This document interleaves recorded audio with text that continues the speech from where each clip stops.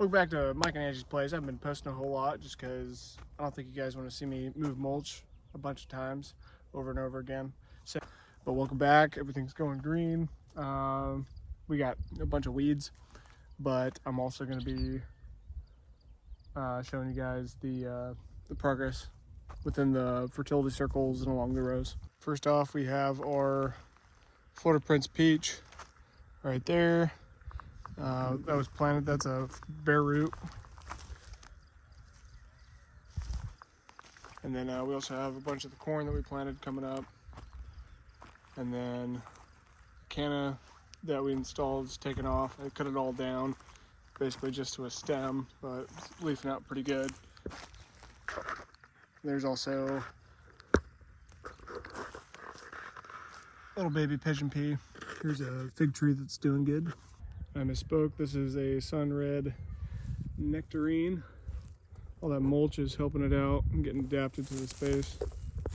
Here's a black beauty mulberry with a castor plant popping out to be its friend. Here's a eucalyptus.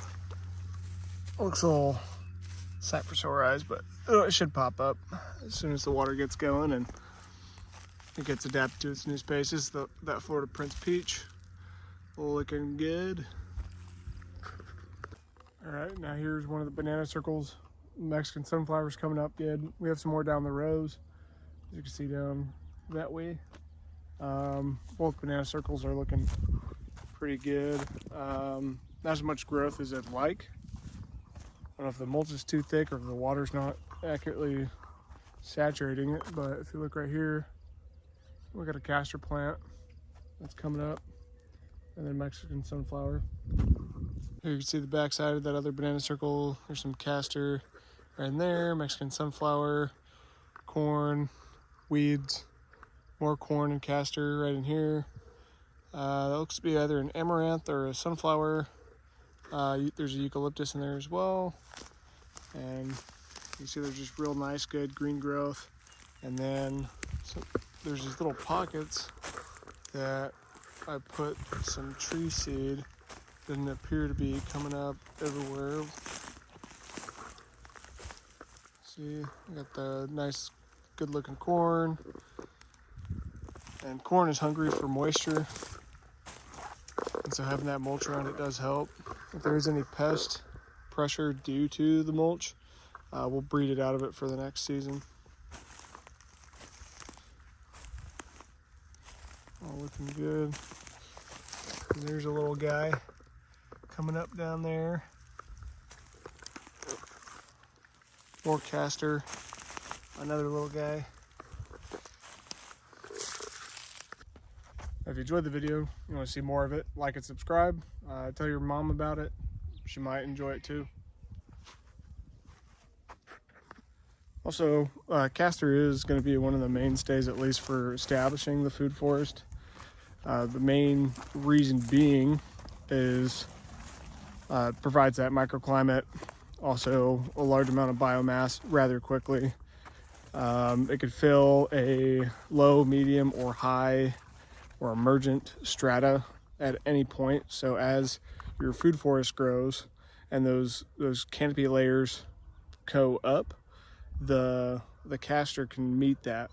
And I mean, you could chop it and then you could bring it back down if you want, but it's just an awesome plant. But I got some good news on the neem. So we were saying that the neem tree looked a little bit worse for wear, but we're looking good now.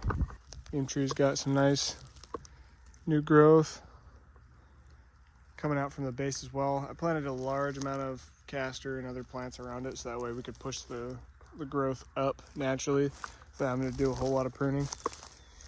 There's going to be pruning either way, but I'd like to avoid it as much as possible. Here's the canna lilies, Mexican sunflower. They seem to really like this edge alongside the row. I put them in alternating, and then I'm going to be filling in with lemongrass in between those, but they're just loving the location. And also I got finished with the other bed that's all been planted with seed, and it's a big pain in the butt. you look over here, we have these little bowls set up. We have cotton, peppers, corn, and also squash. And so those are all intermixed in here. Covered them with just a little bit of mulch. But these will be our annual beds that we're going to be keeping down the center. As the food forest grows and expands, then we'll see what we can experiment with. I would like to see if we could maybe do some cacao or coffee, but I'm not necessarily positive that it's going to work, so we'll have to see. But with the coffee or the cacao, even though it doesn't usually grow here, there's a lot of things that people grow places that it shouldn't. People grow in citrus over in 6B, and with a little bit of tender love and care, it's doing just fine. So we're going to try to do similarly, but with the heat and the wind and everything for the coffee and cacao. Worst comes to worst, some other form of caffeine like yerba mate might do just fine out here.